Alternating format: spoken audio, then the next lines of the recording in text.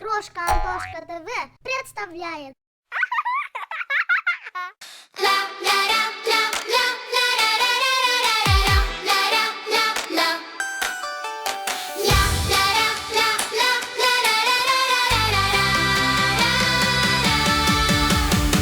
Дует холодный ветер, что за канитель. Машинки попали в сильную метель. Сколько не метет нам белая пурга, смело вперед едем, не сдадимся никогда. Врум-врум-врум, мотор ревет, через вьюгу напролет.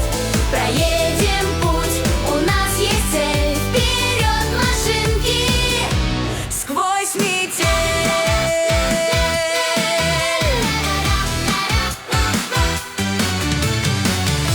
Колеса буксуют, лед сверкает впереди.